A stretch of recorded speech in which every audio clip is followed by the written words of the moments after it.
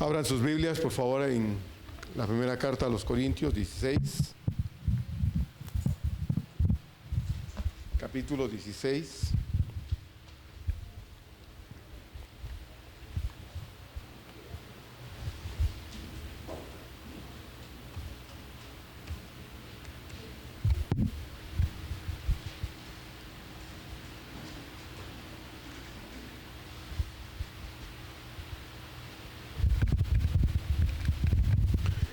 Primera a los Corintios, capítulo 16, versos 15 a 18. Si Dios quiere, el otro domingo estaremos ya terminando prácticamente esta carta y en 15 días estaremos comenzando la segunda carta. Le invito a que la lea. Es una carta muy breve, pero con muchas enseñanzas también, igual que lo ha sido este capítulo 16, esta primera carta de los Corintios. Capítulo 16, versos 15 a 18. Vamos a leer juntos, hermanos. Ya tiene el texto de la palabra de Dios, le invito a que lea conmigo. Dice así el texto de la palabra de Dios entonces: hermanos, ya sabéis que la familia de Estéfanas es las primicias de Acaya, y que ellos se han dedicado al servicio de los santos. Os ruego que os sujetéis a personas como ellos y a todos los que ayudan y trabajan.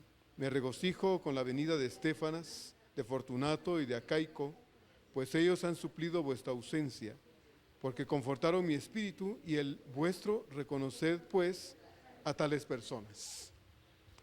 Dios anhela de nosotros, su iglesia, que deseemos vivir cada día de nuestra vida agradándole a Él, y que además no solo deseemos vivir cada día para honrarlo, sino que queramos vivir sirviéndole en agradecimiento sincero y voluntario, porque todos y cada uno de nosotros hemos sido capacitados para producir fruto que glorifique al Señor, pues en la iglesia, que es el cuerpo de Cristo, no debería haber cristianos estériles, sino todo lo contrario. Consejos y amonestaciones finales. Sigue siendo el tema de la reflexión. Consejos y amonestaciones finales. De acuerdo a todo lo que hemos estado estudiando en esta primera carta a los Corintios, pareciera que todo estaba mal en esta iglesia. Que no había ninguna cosa buena entre ellos, y que todo lo que ocurría ahí prácticamente estaba mal, que era pésimo. Sin embargo, sí había algunos que se habían mantenido al margen de los problemas que en la iglesia se habían suscitado, como ya lo hemos estudiado desde el primer capítulo, y que no solo se habían mantenido al margen, sino que también se habían dedicado, hermanos, a trabajar. No perdían el tiempo en participar en divisiones y bandos absurdos, sino que tomaron la decisión de vivir cada día para agradar a Dios, y eso es lo que estaban haciendo en medio de las dificultades que la iglesia estaba experimentando. Y es que, hermanos, la madurez de una iglesia no la produce la arquitectura del lugar donde la iglesia se congrega. Hay cristianos que van a ciertas iglesias porque el templo es cómodo, porque ofrece ciertas ventajas, porque tiene esto y aquello, y entonces van a ese lugar por eso, no importa lo que ahí pase. Entonces, la madurez de una iglesia no la produce el lugar donde la iglesia se congrega, tampoco, hermanos, la produce él o los programas de actividades que la iglesia desarrolle, por abundantes que estos sean. Tampoco produce esta madurez la habilidad teológica del pastor, ni la apariencia del pastor, ni quién éste sea. He oído a hermanos que dicen: yo voy con el pastor tal, yo voy con el pastor fulano, porque es famoso, porque lo que sea. Entonces van ahí donde está el pastor fulano o el pastor mengano. La madurez de una iglesia tampoco la produce, hermanos, la cantidad de personas que conforman una iglesia cristiana. Entonces, si la madurez de una iglesia no la produce esto, ¿qué sí la produce? Bueno, la madurez de una iglesia, el grado de desarrollo de una iglesia, la produce la calidad de vida espiritual de cada uno de los miembros de la iglesia. Y la calidad de vida espiritual de los miembros de una iglesia local es resultado de lo que en esa iglesia se enseña y se predica. Hoy en la escuela dominical estuvimos hablando y hemos estado tratando ocasionalmente en los estudios dominicales de la urgente necesidad de estudiar la Biblia y de que seamos creyentes que estudian las Escrituras, para que no venga cualquiera a decirnos mentiras con apariencia de cristianismo y nos las creamos. Lamentablemente vivimos en un tiempo de mucha dificultad escritural y muchas iglesias han abandonado la Biblia para dejarse llevar de prácticas antibíblicas que la iglesia no es capaz de descubrir o desenmascarar porque no están enseñados en la palabra de Dios. Y hermanos, de esas iglesias abundan hoy por todos lados, ¿verdad? La gente, como le he dicho otras veces, no es alguien, sino es un número, un porcentaje. Eso es la gente en las iglesias lamentablemente hoy. Números, porcentajes, gente que se ve con signos de pesos, ¿verdad? Y no personas necesitadas de Dios. Así es que hay que tener cuidado con lo que vemos y con lo que oímos, por cierto. Así es que entonces, eso es lo que hace que una iglesia sea, hermanos, una iglesia madura. La enseñanza y la predicación, la calidad de vida espiritual de los miembros de una iglesia local. Como somos los miembros de una iglesia, en la individualidad de nuestra práctica cristiana, eso somos en la colectividad como cuerpo de Cristo. Cuando la iglesia es una iglesia sana y está creciendo sanamente en el estudio de la palabra de Dios, donde quiera que el creyente está, es un foco encendido. Es una luz encendida ante un mundo que está en las tinieblas. Tal vez usted alguna vez se ha preguntado por qué el Señor nos dejó acá. A Él nada le hubiera costado, hermanos, tomarnos y ponernos en un mundo donde solo el cristianismo estuviera y compartiera. ¿Verdad? Hubiera sido fácil para Dios crear un mundo alterno a este, igual a este mundo físicamente hablando, y poner a su iglesia ahí y decir, no se contaminen. Pero hermanos, el Señor no quiso hacer eso y nos dejó aquí. Y nos dejó para que nosotros seamos luz y sal donde quiera que estamos. No para confundirnos entre las tinieblas, hermanos, no, sino es para que nosotros alumbremos entre las tinieblas donde el Señor nos pone cada día. Cabe preguntar entonces, ¿todo estaba mal en la iglesia de los Corintios, hermanos? Porque de acuerdo a lo que hemos estudiado, pareciera ser que la iglesia estaba pésima en todos los aspectos y que toda ella estaba mal. Y la respuesta es no, no todo estaba mal en la iglesia de los Corintios. No todos eran problemáticos, no todos estaban ahogados en la desobediencia y el pecado, no todos eran carnales, no todos eran partícipes de grupos en pugna, en pleito.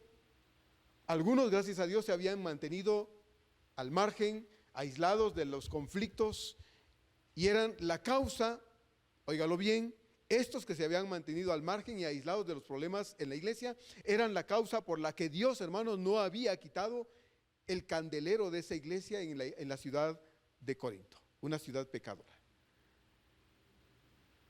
Cuando el Señor envía por medio de Juan la carta del Apocalipsis a las iglesias de Asia Menor, entre las cartas usted puede leer, si no las ha leído, léalas. Los primeros 3 capítulos de Apocalipsis nos dan una síntesis de lo que en las cartas Dios le dijo a cada una de esas iglesias, 7 iglesias en general, que son simbólicas de las iglesias en el pasado, ahora y en el futuro, mientras el Señor nos regrese, y cada una de ellas es característica de alguna forma de las iglesias actuales. El Señor envía pues esta carta y Él parecía ser que reparte a todas las iglesias y como que a todas les dice que están mal, hay las excepciones, da la iglesia de Filadelfia, la iglesia de Esmirna, Dios hace algunas excepciones con estas 2 iglesias y les dice cosas muy bonitas, pero a las otras 5 iglesias también les dice cosas bonitas, a alguna no le dice ninguna alabanza, le hace advertencias, pero Dios señala siempre lo que en medio de lo que parece que está mal en general, a pesar de todo, hay cosas buenas allí. Y Dios, por ejemplo, trata con la iglesia de Tiatira. Si usted lee la carta a la iglesia de Tiatira, los acusa de que ellos mantienen enseñanzas paganas, han permitido que cosas se sigan dando o se den en la iglesia. Les dice que ellos fornican, ¿sí? Que ellos adulteran, que ellos comen cosas sacrificadas a los ídolos, pero les dice que a pesar de todo, a pesar de que la iglesia en Tiatira, en la ciudad de Tiatira, parecía ser que estaba mal, a pesar de ello habían cosas buenas en la iglesia, personas que se habían mantenido aisladas de estas cosas. Le dice entonces esto a la iglesia ahí en Tiatira, en capítulo 2 de Apocalipsis, verso 24. Pero a vosotros, dice, a los demás que están en Tiatira, a cuantos no tienen esa doctrina, la doctrina de Jezabel, esta la puede usted ver ahí en los libros de los reyes, en el Antiguo Testamento. Jezabel fue la esposa del rey Acab en Israel y era una mujer, déjeme decirlo de esta forma, satánica, literalmente una bruja, ¿verdad? Al lado del rey, lo manipulaba, una mujer asesina, etcétera. Entonces dice aquí, a cuantos no tienen esa doctrina y no han conocido lo que ellos llaman las profundidades de Satanás, yo os digo, no os impondré otra carga. Cuando el Señor escribe esta carta a la iglesia en Tiatira les dice que todo está mal ahí, pero hay gente que se ha mantenido al margen y a estos les da esta promesa, les hace esta promesa. Dice, no les voy a imponer más cargas, no les voy a poner más cosas, porque han sido fieles manteniéndose aislados de esas enseñanzas diabólicas. A la iglesia en Sardis, también en la ciudad de Sardis, el Señor les reprocha muchas cosas. A esta iglesia le dice el Señor, tienes nombre de que vives, pero estás muerta. Imagínense, hermanos, ¿verdad? Qué terrible que una iglesia aparentemente viva o esté viva y dice el Señor, pero en realidad estás muerta. Pero esto es lo que le dice el Señor a la iglesia ahí en la ciudad de Sardis, en Apocalipsis 3, verso 4. Pero tienes, dice, unas pocas personas en Sardis que no han manchado sus vestiduras y andarán conmigo en vestiduras blancas porque son dignas. Pocas personas. Yo recuerdo en Génesis, usted recordará también, cuando Dios le comparte a Abraham que va a destruir Sodoma y Gomorra. Abraham se atreve a decirle a Dios, Señor, si hubieran 40 justos, si hubieran 30 justos, si hubieran 20 justos, si hubieran 10 justos, ¿la destruirás? Y Dios le dice a Abraham, no, no la voy a destruir. Si hubiesen 10 justos. Pero no habían ni 10. Solo estaban Lot, su mujer y sus 2 hijas. 4 personas. Yo creo que si Abraham le hubiera dicho al Señor, y si solo hay 4, por amor a esas 4 la vas a destruir, Dios tal vez le hubiera dicho a Abraham, no la destruyo. Abraham no dijo más. Así es que Dios destruyó de todos modos Sodoma y Gomorra. Todo esto, hermanos, nos enseña que todos deberíamos aportar para el adelanto de la obra de Dios. ¿Y qué es lo que deberíamos aportar para el adelanto de la obra de Dios? Bueno, deberíamos aportar santidad, entrega, consagración, lealtad a Cristo, servicio al Señor. Todo eso es lo que deberíamos aportar. El tiempo que estamos viviendo, hermanos, nos exige que seamos creyentes más serios y responsables en relación con nuestra participación en el reino de Dios a través de la iglesia local. Y aunque una iglesia no sea en su totalidad servicial, aunque una iglesia no sea en la totalidad comprometida con el Señor, en la totalidad de lo que debería ser, hermanos, una iglesia santa para el Señor, debe haber, porque siempre los hay, quienes amen la santidad, quienes amen, hermanos, la consagración, quienes amen el ser más leales al Señor, el ser más entregados al Señor, el ser más trabajadores para el Señor. Siempre los va a haber. Bendito sea Dios.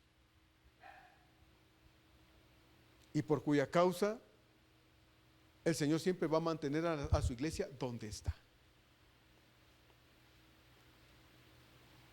Duele ver muchas veces, hermanos, y a nuestro alrededor cómo el mundo está avanzando. El mundo no ama a Dios, no ama nada que tenga que ver con Dios, y la gente se está yendo a una condenación eterna porque no quieren saber de Dios. Usted le predica a la gente de Cristo, le habla de Cristo a la gente y no quieren saber de eso. Quieren saber de negocios, quieren saber de buena vida, de comodidades, de juventud, de cómo mantener el cuerpo más joven, cosas como esas, pero no quieren saber de Dios. Le dejan hablarle algunas cosas mientras no le hable de Dios. Cuando usted empieza a hablarle de Dios, dice, ya vas a hablar, ya vas a entrar con esas cosas. Y le cierran el camino. Así es que la gente no tiene necesidad de Dios. Entonces, la iglesia bien hace, hermanos, o bien hacemos en proponernos personalmente, individualmente, estar en el camino del Señor con una mejor actitud, con una mejor disposición, porque al fin y al cabo eso es lo que Dios, hermanos, anhela, espera encontrar en su iglesia. Personas que deseen, a pesar de las circunstancias que muchas veces las iglesias representamos delante de Dios, deseemos ser la excepción entre la generalidad de lo que muchas veces la iglesia ha llegado a ser. Pablo pues dice aquí, en el verso 15, hermanos, ya sabéis que la familia de Estéfanas es las primicias de Acaya y que ellos se han dedicado al servicio a los santos. Pablo trata a estos cristianos como hermanos. A la iglesia en Corinto les dice hermanos, porque en la opinión de Pablo lo son. Son gente que ha sido lavada con la sangre de Cristo, lo dejó claro desde el capítulo 1, versos 1 y 2, cuando Pablo les dice, iniciando esta carta, Pablo, llamado a ser apóstol de Jesucristo por la voluntad de Dios, y el hermano Sóstenes, a la iglesia de Dios que está en Corinto, a los santos, a los santificados en Cristo Jesús, llamados a ser santos con todos los que en cualquier lugar invocan el nombre de nuestro Señor Jesucristo. Así es que para Pablo, esos creyentes en Corinto, a pesar de todo esto que hemos estado estudiando, hermanos, son santos, son la iglesia del Señor, son sus hermanos. Y es que, hermanos, aunque es hasta cierto punto natural que en una iglesia hay quienes están entre los creyentes sin ser hijos de Dios, porque eso pasa muchas veces. A la iglesia asisten personas que les gusta estar en la iglesia, les gusta el ambiente de la iglesia, les caen bien los cristianos, están allí, no son salvos, no son hijos de Dios. No les podemos decir hermanos porque no lo son. Cuando reconocemos que no son hijos de Dios, no les podemos decir hermanos. Son visitas en la iglesia, personas que comparten con nosotros, pero no son hijos de Dios. Pero esperamos que un día lo sean. Esperamos que cuando oyen el mensaje de salvación, el mensaje, el evangelio predicado, entiendan pues que están en el riesgo de irse a la eternidad sin Cristo y decidan abrir su corazón porque ya lo han escuchado, incluso tal vez ya se lo saben, conocen cómo es el mensaje del evangelio, entienden el mensaje, pero necesitan dar el paso de fe y decir, yo le entiendo esto y entiendo también que necesito a Dios en mi vida, así es que abro mi corazón, y deciden dar el paso de obediencia y entregar su vida al Señor. Eso es lo que queremos que suceda. Muchas veces pasa que a la iglesia también llegan parientes que no son cristianos, ¿verdad? El esposo que no es cristiano se va con la esposa, los hijos que no son cristianos van al templo con sus padres, la familia a veces está dividida, unos son cristianos y otros no, y van al templo. Qué bueno, qué bendición es, hermanos, ver que la familia se integra, aun cuando no todos lo son. Y esperamos que en el trayecto de que escuchan acerca del evangelio puedan creer al evangelio, arrepentirse de sus pecados y entregar su vida al Señor. Así que, aunque por mera cotidianidad, aunque por mera familiaridad, por la conveniencia regular se les diga a veces a estas personas hermanos, no por eso lo son en verdad, lamentablemente no es así. Muchos venimos de la religión mayoritaria en este país. En la religión mayoritaria se nos enseñó que todos somos hijos de Dios. ¿Recuerda usted? Todos dice somos hijos de Dios. Eso creímos. ¿Por qué no conocíamos la verdad de Dios a través de su palabra? Pero cuando supimos y entendimos la verdad de Dios, también nos dimos cuenta que no era cierto, que no era verdad que yo era hijo de Dios como me habían hecho creer. La Biblia me enseñó que yo estaba enemistado con Dios. Eso es lo que sí dice la Biblia, que el hombre sin Cristo, que no ha sido perdonado y no ha venido a la reconciliación con Dios por medio de Jesucristo, está enemistado con Dios. Y una persona enemistada con Dios, al morir, no se va a ir con Dios.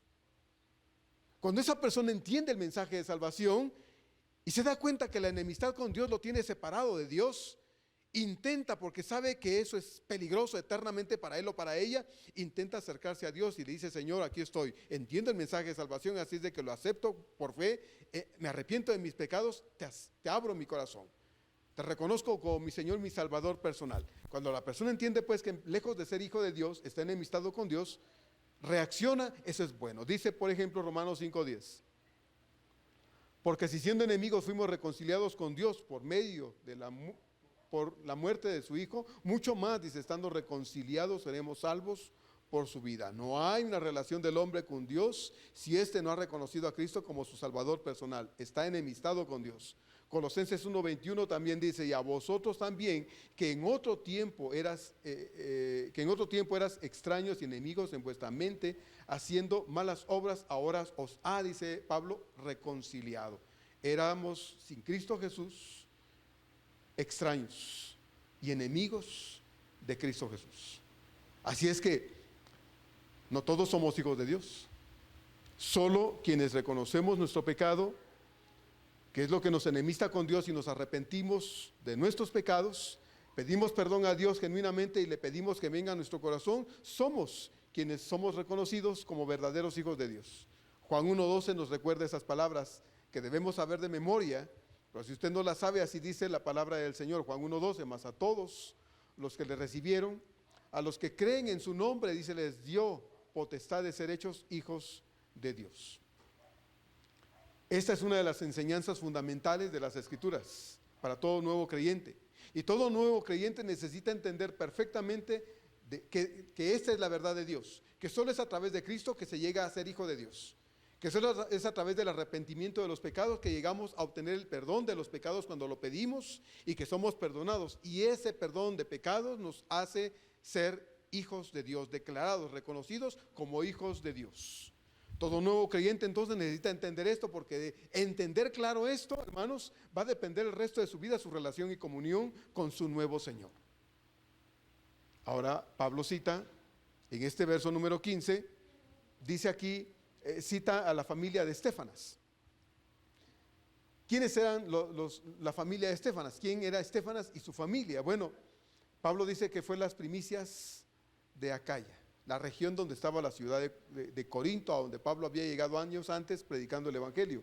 Es muy probable que Estéfanas hubiese sido uno de los primeros cristianos convertidos en la ciudad de Corinto. Cuando Pablo llegó ahí en su segundo viaje misionero, recordará usted, él empezó la predicación del Evangelio y algunas personas aceptaron el mensaje de salvación y creyeron en Cristo. Probablemente Estéfanas fue de los primeros y juntamente con Estéfanas también toda su familia. Así es que Pablo dice que estos eran las primicias de Acaya. Pablo llegó ahí en su segundo viaje misionero y entonces a la respuesta del mensaje de salvación por medio de Pablo, hubieron algunos que creyeron en el Señor y entre ellos estaba Estéfanas. Algo que Pablo dice aquí en este verso número 15 dice, ellos son las primicias de Acaya y que ellos, dice, se han dedicado, dice, al servicio del Señor en la iglesia de los Corintios. Pablo se regocijaba, hermanos, porque gente como Estéfanas y su familia habían aceptado la fe en Cristo Jesús. Y Pablo se regocija por el hecho de que no solo eran creyentes en la iglesia de Corinto, sino eran personas serviciales en la iglesia de Corinto. Eran personas que después de haber creído en el Señor, convencidos y habiendo creído en el Evangelio y crecido en la doctrina cristocéntrica, como dije hace un rato, se habían mantenido al margen de los conflictos en la iglesia y lejos de enrolarse en los problemas de la iglesia y participar de los conflictos en ella, habían tomado una decisión muy correcta, muy acertada, y era: yo no me voy a meter en conflictos con nadie. Estéfanas ha de haber platicado con su familia y ha de haber dicho: ¿saben qué? Esposa, hijos, la iglesia está metida en problemas muy fuertes y nosotros no vamos a participar de eso. En vez de participar en los problemas, vamos a buscar ser de bendición a la iglesia. Y Estéfanas y su familia entonces servían en la iglesia. Pablo no dice en qué específicamente lo hacían. Lo que sí es que estas personas eran personas trabajadoras en la congregación. Pablo hace una cuestión muy importante en el capítulo 1, cuando dice que Dios lo llevó allí, en el capítulo 1, verso 17, lo llevó a predicar el Evangelio, no a bautizar a nadie, no a ser seguidores suyos. Pablo dice: miren, bauticé a algunos, y menciona ahí, y dice a Estéfanas y a su familia los bauticé. De los demás yo no sé si bauticé a alguien más, pero lo que sí sé, dice Pablo, es que Dios no me envió a bautizar, Dios me envió a predicar el Evangelio, y es lo que hice. Así es que entre los convertidos en la iglesia estaba Estéfanas y su familia, a quienes Pablo menciona aquí de una forma muy particular, diciendo que estas personas eran gente que trabajaba en la obra de Dios, que lejos de ser parte de los conflictos, eran gente que traía bendición a la iglesia siendo serviciales. Pablo no llevaba una bitácora de sus bautizados, ni siquiera de los que habían, como resultado de su ministerio, hermanos, habían creído en Cristo Jesús. No, Pablo no hacía esto. Y es que, hermanos, qué importante es que nosotros como creyentes podamos asumir una actitud como la de Pablo. Pablo predicaba el evangelio y su más grande deseo era que las personas a su alrededor conocieran a Cristo como su Salvador personal. Desde el día en que Pablo se había convertido al evangelio, Hechos capítulo 9, Pablo se había dedicado con todo su corazón, con todas sus ganas a predicar el evangelio por todos lados. El más grande deseo de Pablo es que la gente conociera al Señor. Y cuando la gente conocía a Cristo como su Salvador, a Pablo lo llenaba de gozo y de emoción. Y saber que una persona, hermano, se convierte al evangelio, no para formar parte de un montón de cristianos, sino para ser serviciales y útiles en la obra de Dios, regocijaba el corazón de Pablo.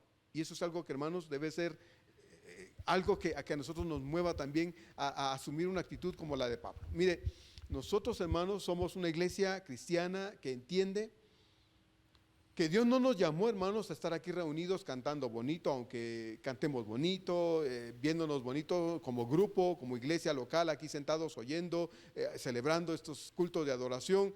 Hermanos, Dios nos llamó a ser luz y sal en un mundo que está viviendo en las tinieblas. El Señor nos dejó un mandato. El mandato es que nosotros vayamos y prediquemos el mensaje del evangelio. Si nosotros cantamos, adoramos, llevamos a cabo un montón de actividades, pero no predicamos el evangelio, estamos fallando en la razón de ser de esta iglesia particularmente. Hay hermanos que traen a sus conocidos al templo y me han dicho: pastor, lo traje para que usted le predique. Y digo: está bien, y lo he hecho. No me pesa hacerlo. No me pesa llevar a una persona por ahí a un lugar dentro de nuestras instalaciones y hablarle de Cristo. Lo hago con gusto. Pero, hermano, usted debe hablar de Cristo. Usted es el que debe llevar a esa persona a los pies del Señor. ¿Le debe traer aquí? Claro que sí. ¿Invitar aquí a personas para que vengan a escuchar? Claro que sí, todos debemos hacerlo. Pero, hermanos, nosotros en lo individual, en lo particular, todos debemos predicar el mensaje del evangelio. Y como le he dicho muchas veces, hay muchas personas que dicen: no, pastor, si alguien va a conocer a Cristo, no es por mí, debe ser por alguien más. No, es por usted también que esas personas deben conocer el evangelio. Todos, sin excepción alguna, hemos recibido el mandato del Señor. Cuando el Señor dijo en Mateo 28, vayan y prediquen, no excluyó a nadie, hermano. No excluyó a nadie. Nos incluyó a todos.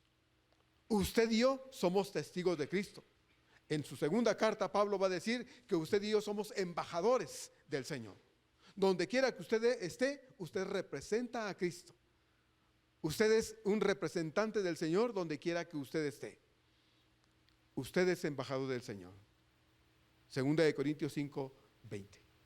Somos embajadores en nombre de Cristo, dice Pablo. Entonces, todos debemos llevar ese mensaje del Señor. Hemos recibido un mandato ineludible de parte del Señor y todos debemos ser capaces de hablar de Cristo, hermanos. Yo voy a su casa, si usted quiere, a compartirle el evangelio a sus vecinos, a sus parientes, a sus amigos, a quien usted reúne en su casa. Pero si el pastor no va, no, por eso el mensaje del Señor no se va a predicar. Usted lo debe predicar, usted lo debe compartir. Y tenemos entonces, hermanos, la responsabilidad, igual que Pablo, de predicar el evangelio a toda criatura.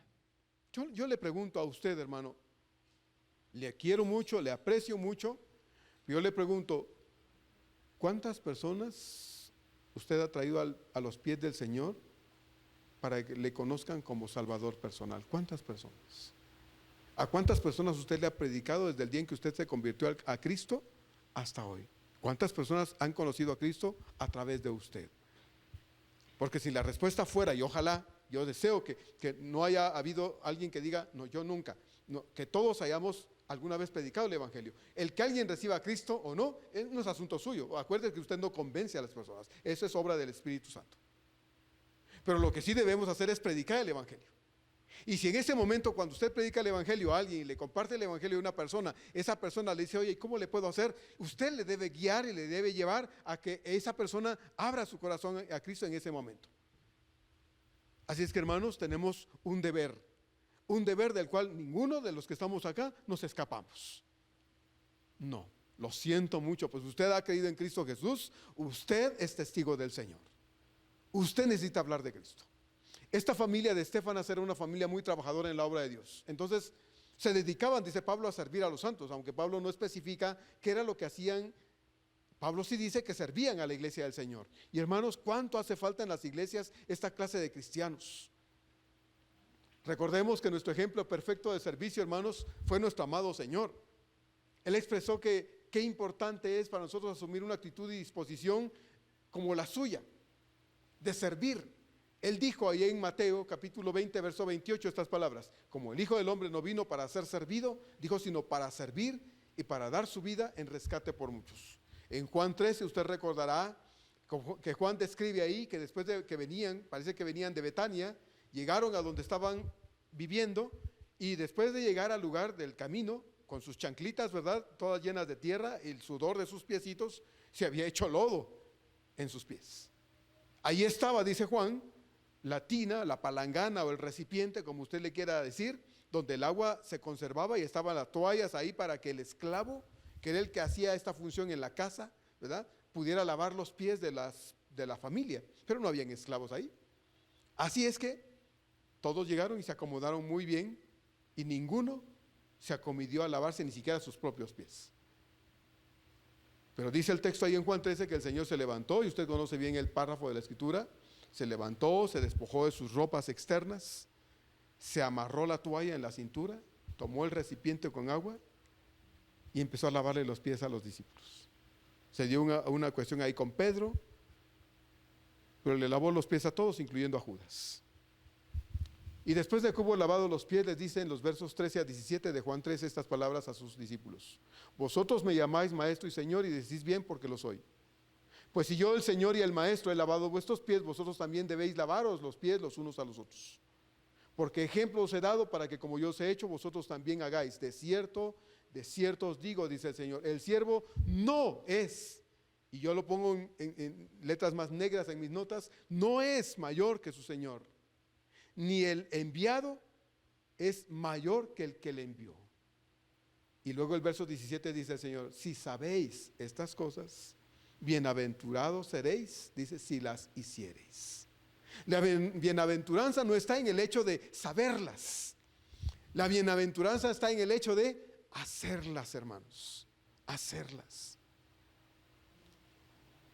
Estéfanas, dice Pablo, eran las primicias de Acaya, de los primeros convertidos en la iglesia en Corinto, una familia que pudo haberse involucrado como el resto de muchos del resto de la iglesia, hermanos, en conflictos, en diferencias, en pleitos con los hermanos, en que esto y lo otro, pero ellos decidieron una cosa y decidieron no ser igual, hacer igual que los demás. Decidieron servir al Señor y marcar la diferencia entre el resto de la iglesia y ellos.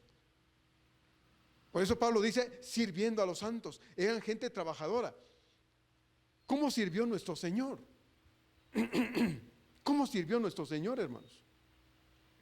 Usted lo puede ver en los evangelios: sanando leprosos, dando de comer a las multitudes, resucitando a los muertos, lavando los pies de sus discípulos.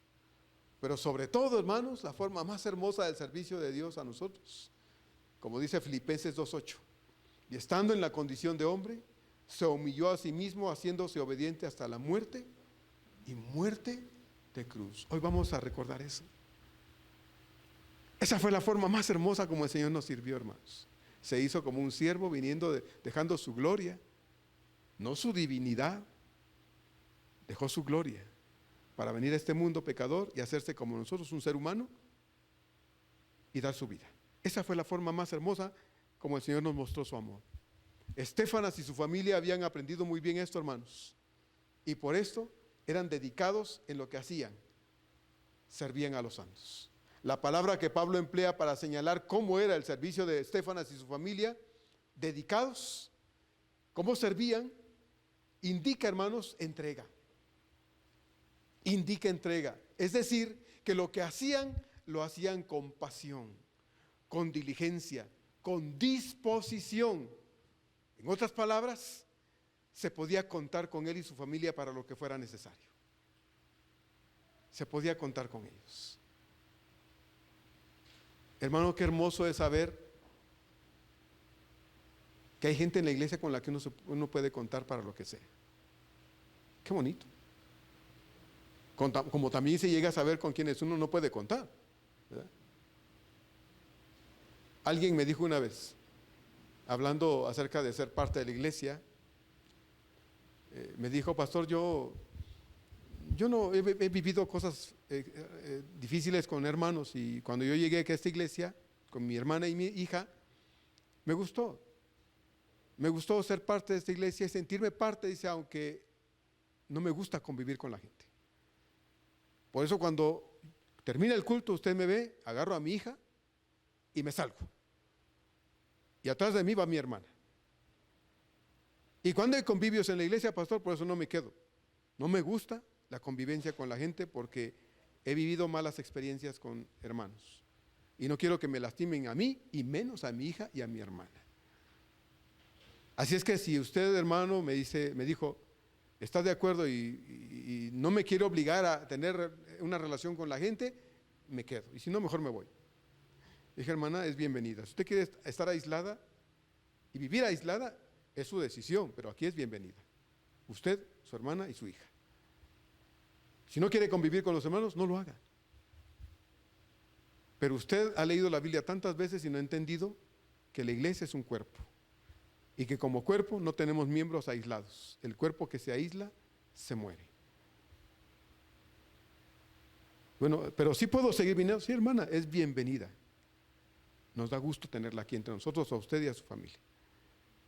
Vino un domingo y al siguiente domingo me llamó y me dijo su hermana, porque ella no me llamó, me dijo: pastor, te habla fulana, solo para decirte que no vamos a ir allá a tu iglesia. Le dije, ¿y por qué? Porque mi hermana dice que mejor nos vamos a ir a una iglesia enorme, grande, donde nadie sepa quiénes somos y nadie se meta con nosotros. Así es que te aviso que ya no vamos a ir. Yo no puedo ir sola, hice por mis problemas, pero a donde vaya mi hermana yo tengo que ir por fuerza. Yo estoy a gusto contigo, me gusta estar allá, pero por fuerza tengo que seguir a mi hermana. Así es de que te aviso que ya no vamos a ir. Hermanos, es difícil a veces estas actitudes, ¿eh? Hay personas que están dispuestas, como también hay personas que siempre están indispuestas. Hay personas que a nada le ponen pero, y hay personas que a todo le ponen pero. Hay gente que dice: no importa, pastor, ahí estoy, yo lo hago, yo. Y hay gente que dice: sí me importa, pastor, no cuente conmigo. ¿Sabe contar? No cuente conmigo. Entonces, pero Estéfanas y su familia, hermanos, era gente con la que se podía contar. Por eso Pablo dice en el verso 15, se han dedicado al servicio a los santos. Y la palabra dedicado, como ya le dije, indica entrega. Y esta palabra a su vez indica la pasión, la diligencia, la disposición con que hacían lo que hacían. Se contaba con ellos. Qué bonito, hermanos, qué bonito. Verso 16, Pablo dice: os ruego que os sujetéis a personas como ellos y a todos los que ayudan y trabajan. Pablo hace una petición muy urgente y sincera a la iglesia de los Corintios, que los corintios tuviesen la disposición para ponerse a disposición de otros como Estéfanas y su familia que trabajaban en la obra del Señor. Y es que, hermanos, cuando una persona en la iglesia trabaja, qué bonito es decirle: hermano, aquí estoy para ayudar. A ver, dígame, ¿en qué le ayudo? ¿En qué puedo colaborar con usted? Veo que usted anda ocupado, yo le ayudo, yo le echo la mano. A ver, hagámoslo. Qué bonito, nos contagia, ¿verdad? De esa alegría, de ese gozo de hacer algo, ¿verdad? Nos da gusto ver ese tipo de personas porque sé que si le digo que haga algo, no me va a hacer la cara. No, me va a decir, sí. Hay hermanos que cuando me ven haciendo algo, no, deje, pastor, deje, yo lo hago. No es que sea inútil yo, ¿verdad? Sino entiendo su disposición a decir: yo lo hago, pastor, como Estéfanas, ¿verdad? Hay entrega, hay disposición, se cuenta con ellos. Entonces Pablo dice: por ese ejemplo bueno, sujétense a ellos, sométanse a ellos. Y es que, hermanos, cuando en la iglesia entonces se levantan personas dispuestas a trabajar, No sabe usted cuánta alegría da al corazón ver este tipo de hermanos en la iglesia que quieren trabajar, que tienen ganas de servir, que siempre están dispuestos, andan buscando qué hacer, están siempre en la disposición de ser de bendición. Obviamente, hermano, no estamos obligados, como le dije a la hermana, ¿verdad? Con su compañerismo. No, hermana, no está obligada. Si usted quiere estar entre nosotros y nadie, no quiere voltear a ver a nadie, no voltea a ver a nadie. Venga, eso es todo. Un día tal vez va a entender las cosas, ¿verdad? Y de su corazón va a surgir el deseo de relacionarse con los hermanos. Eso pensé. Pero bueno, se fue. Usted no, ya, ¿será que me va a obligar a hacer algo? No, no le voy a obligar a hacer nada. Nunca hemos obligado a nadie a hacer nada, porque eso es terrible, ¿verdad? Eso es terrible. Allá afuera usted hace cosas tal vez que no le gusta hacer. Por ejemplo, hay gente que va a trabajar y no le gusta trabajar, ¿verdad? Va a trabajar todos los días y dice, ay, tengo que ir a trabajar, quisiera vivir de mis rentas, pero pues no hay de eso. Todavía no.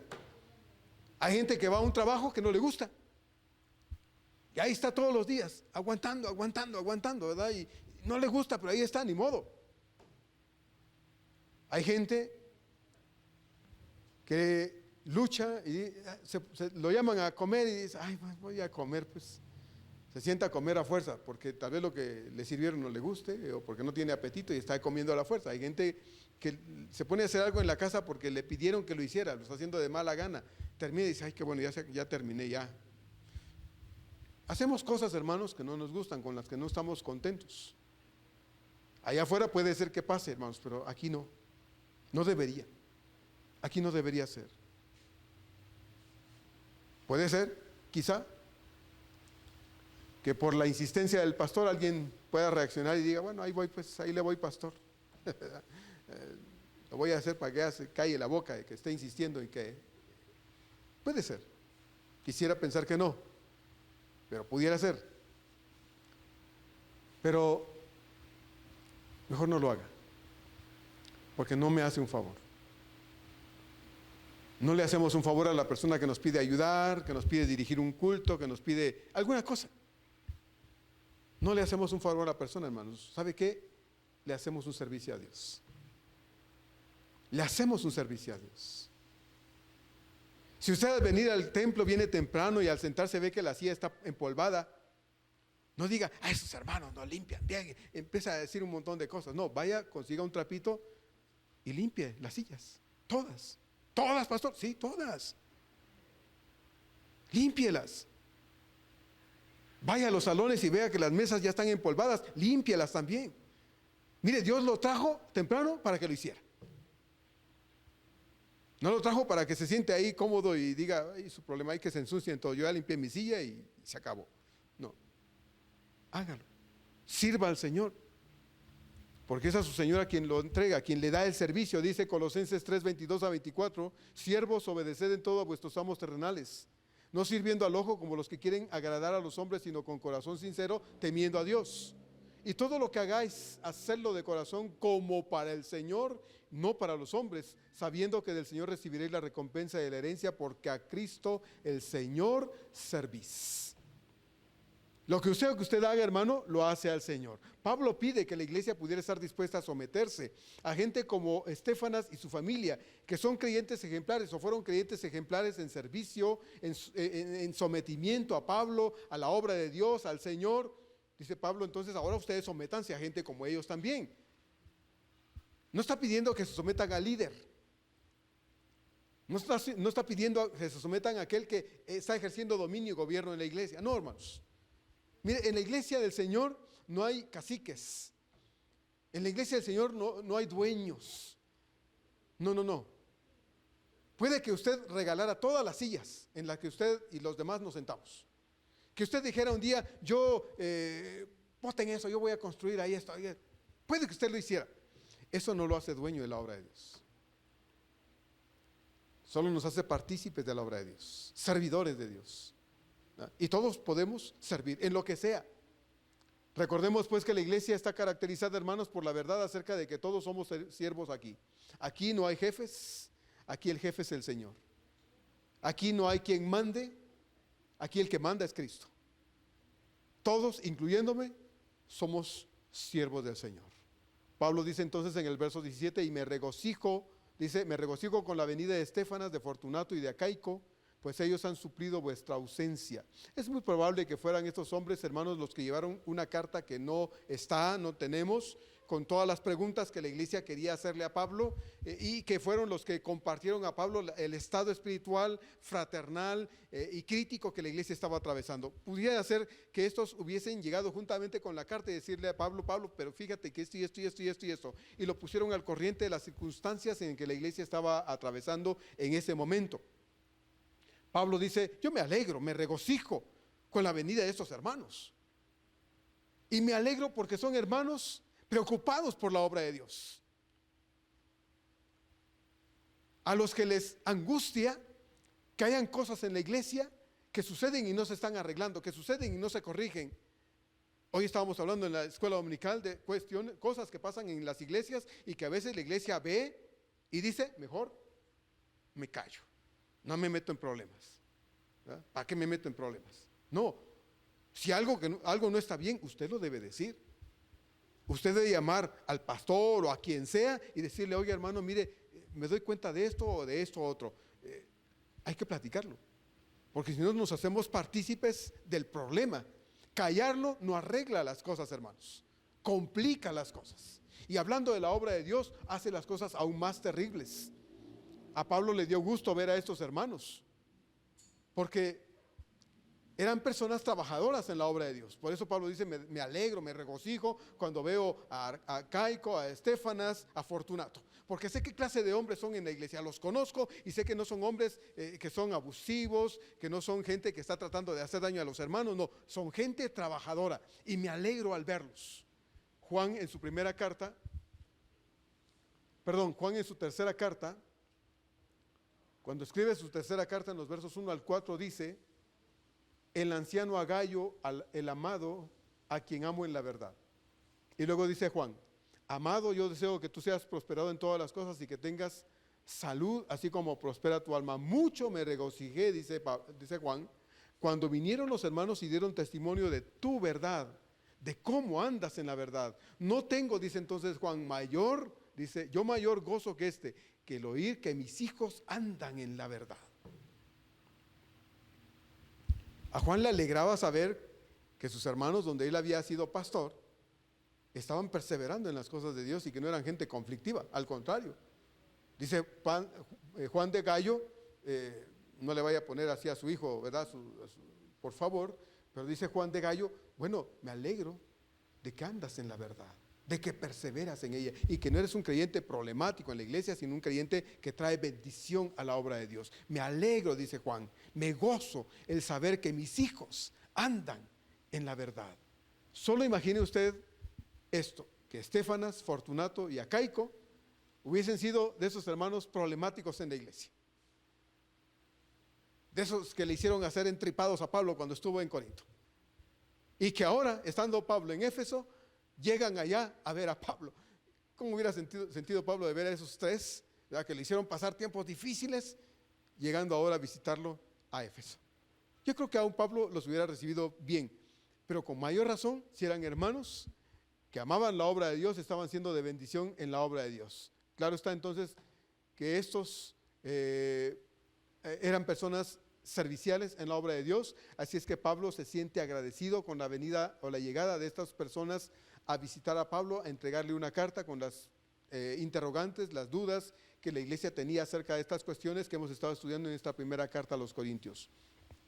Si no hubiera sido así, que estos hermanos hubiesen sido personas serviciales en la obra de Dios, con toda seguridad Pablo los hubiera recibido igualmente con amor, con respeto y fraternalismo cristiano. Pero tratándose de hombres servidores y ejemplares de buen testimonio en Corinto, el gusto que le dio a Pablo fue mayor, a tal punto que la llegada de estos buenos cristianos a donde Pablo estaba suplió, dice Pablo, el afecto, el amor y la buena relación que Pablo tenía y le hacía falta con esta iglesia amada. Yo, hermanos, he tenido visitas. Alguna vez tuve una visita de un hermano de mi tierra, que vino y bueno, me llegó a buscar allá al seminario, y bueno, en la plática me hizo unos reclamos. Yo en 1990, tenía el apoyo económico de un grupo de hermanos. Yo tenía un proyecto para ir a apoyar teológicamente una cuestión allá en Guatemala, fuera de la ciudad. Y yo fui y les dije, bueno, hermanos, si ustedes me ayudan, yo espero ir regresar 2, 3 años tal vez, no sé cuánto me den, 2, 3 años, regresar y hacerme cargo de esto allá y que esto funcione, porque no había funcionado por años. Y yo lo voy a hacer. Y ellos me dijeron, sí, hermano, pues nosotros lo apoyamos, lo vamos a apoyar todo el tiempo que usted esté allá. Pero como Dios no dejó que viniera, regresé y les dije, hermanos, pues siempre no me fui, pero estoy con la intención de irme. Si no es allá, tendré que salir a Costa Rica, y si no es Costa Rica, tendré que irme un poquito más lejos, a Colombia. Es más fácil ir allá que ir a México, pero voy a intentar. Si Dios quiere, voy a ir. Pero si no, entonces yo todos los aviso porque mi intención es esto y esto y esto. Mis proyectos son estos y estos. Y dijeron, sí, hermano, claro que sí. Tiempo después me llamaron y me dijeron, hermano, lo sentimos mucho, la situación económica no es buena, así que si usted tiene proyectos de salir para prepararse, pues ahora sí que si sabe contar, igual, pues no cuente ya con nosotros, no hay dinero. Y dije, bueno, está bien.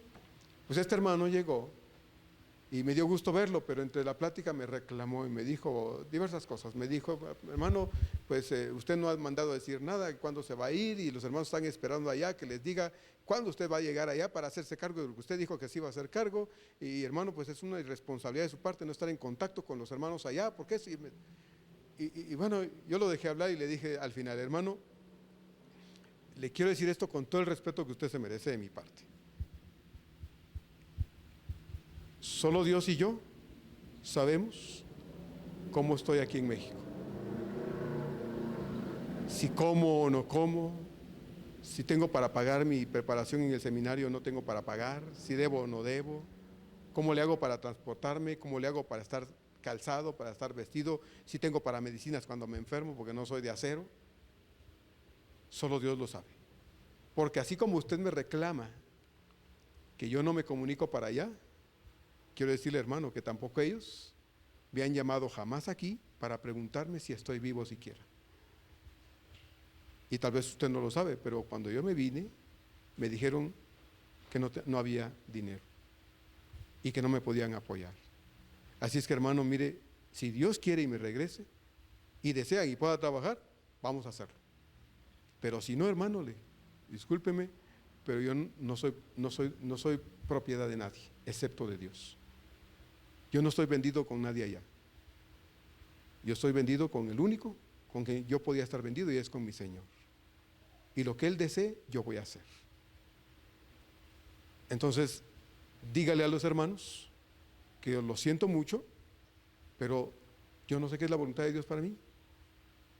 Y mi deseo de regresar a mi tierra, a mi patria, a mi país, está de pie hasta hoy. Pero lo que Dios vea para mí en lo sucesivo, eso no depende de mí. Eso es un asunto de Dios. Pero dígales, por favor, le dije, que agradezco su preocupación por mí, pero yo no tengo ningún compromiso con ellos ni con nadie. Bueno, después de que hablé con el hermano, me dijo, hermano, perdón, discúlpeme, pero yo vengo solo a decirle lo que los hermanos me mandaron a decirle a usted. Dije, hermano, pues entonces dígale a los hermanos que agradezco su preocupación a través de usted, pero en el tiempo que yo tengo de estar aquí en México, jamás me han hecho una sola llamada. Nunca, nunca me han preguntado cómo estoy aquí. Solo Dios lo sabe, solo Dios y yo lo sabemos. Así es que dígales, por favor, que mis proyectos en el futuro dependen de Dios nada más. Bueno, a mí me dio gusto ver al hermano, efectivamente. Pero claro, después de que platicamos un poquito, empezaron los conflictos, ¿verdad? Porque asumió una actitud de reclamo, y yo dije, pues no tiene por qué reclamarme nada. No tiene el derecho de reclamarme ninguna cosa porque yo no hice ningún compromiso con nadie. Pablo dice, me alegro con la venida de estos hermanos. Y yo me imagino a estos tres yendo a Pablo y decirle, oye Pablo, ¿por qué no has ido a visitarnos? Eres un irresponsable. No, nunca le dijeron nada. Pablo se alegró con ellos. Y manda decir a la iglesia lo que dice ya el verso 18. Dice, porque confortaron mi espíritu y el vuestro, reconoced pues, dice entonces Pablo finalmente, a tales personas. La llegada de estos 3 hombres con Pablo llevó al corazón de Pablo mucha alegría. No dolor, no angustia, no enojo, no decepción, alegría. Porque aunque el informe de ellos a Pablo de la iglesia no era del todo reconfortante para Pablo, el hecho de que llevasen con ellos la carta y las preguntas que los creyentes corintios hacían a Pablo implicaba que había cierta preocupación, en particular de estos hombres, para dar de su tiempo, sus recursos y dejar a sus familias incluso, hermanos, para poder ir a buscar a Pablo a donde estaba, para poder hacer que Pablo ayudara a la iglesia, como también era el deseo de estos 3 creyentes en el Señor. Pablo da un mandato a los corintios. Pablo le dice entonces: reconoced pues a tales personas, porque pudiera ser que algunos corintios se molestaran con ellos, porque fueron a buscar a Pablo y le informaron de las cosas que estaban sucediendo en la iglesia. Pero ya sabemos que Pablo, de todos modos, hermanos, se iba a enterar. Pablo de todos modos se iba a enterar. Así es que, ¿para qué enojarse? Más bien Pablo le dice, en vez de que se enojen con ellos, en vez de que les reclamen por lo que fueron a decirme, para informarme del estado espiritual de la iglesia, reconózcanlos. Den gracias a Dios que hay gente preocupada en la iglesia por el estado espiritual de la iglesia. Den gracias a Dios. Como les he dicho aquí, hermanos, cuando amamos a alguien, cuando usted de verdad aprecia a alguien por lo que hace en la obra de Dios, porque ha sido y es de bendición en la vida de la iglesia, aparte de orar por él, por ella o por ellos, hagamos algo más. No nos quedemos con las meras intenciones, porque cuando usted hace algo por alguien, más allá de darle algo a alguien, aquí usted se lo está dando al Señor. Así dice el Señor en Mateo 25. Él ahí dice: a mí lo hicisteis. Así que el mandato de Pablo a aquella iglesia corintia, hermano, también se aplica a nosotros hoy. Dice Pablo: reconoced pues a tales hermanos. Que Dios nos ayude a valorar el servicio que los hermanos que trabajan en la obra de Dios realizan, hermanos. Y no solo a orar por ellos, sino también a reconocerlos de la forma que sea posible, ¿verdad? Porque sabemos que el trabajo en el Señor no es fácil. No es fácil, pero hay quienes lo hacen y lo hacen con todo su corazón. Porque aquí, aparte del pastor, al menos en nuestra iglesia, aparte del pastor, a nadie se le paga nada. No hay sueldos. No lo hay. Como le he dicho otras veces, tal vez un día se diga: hermano, ¿por qué no le pagamos a fulano, a mengano que está? Pues pudiera ser. Tengamos los recursos para poder darle una ayuda económica a alguien y reconocerle de esta manera. Qué bueno que se pueda hacer. Pero bendito sea Dios que no hay sueldos aparte del pastor. Entonces el servicio a Dios, hermanos, implica, se entiende que es por amor al Señor, es por amor a la obra de Dios, y eso hace aún más rico y apreciable lo que usted hace aquí. Gracias a Dios por eso. Vamos a orar. Padre amado, gracias por darnos la oportunidad de estudiar este texto de tu palabra, Señor. Parece a veces insignificante, entre comillas, Señor, oír que Pablo menciona algunos personajes y dice esto y lo otro de esa gente, pero entendemos, Señor, que son ejemplos vivos en aquel momento, Señor, de personas como Fortunato y su familia, como Estéfanas y su familia, o como Fortunato, Acaico, o como otros personajes que se mencionan luego en las cartas de Pablo, en algunos otros lados de la Biblia, Señor, de personas que estuvieron más que dispuestos a ofrecerte servicio y a dártelo, Señor, sin la intención de recibir algo a cambio. Señor, muchas gracias por la disposición de los hermanos que siempre sirven en la obra de Dios. No son gente especial, no se requiere, Señor, de un don en particular para poder pararnos a hacer algo que se requiere. No, Señor, se requiere simplemente amor a Dios y el entendimiento del Señor de que nosotros todos somos siervos de Dios. Aquí, Padre, aparte de ti, no hay jefes, no hay quienes gobiernan la iglesia, Señor, porque el único que gobierna la obra de Dios eres tú.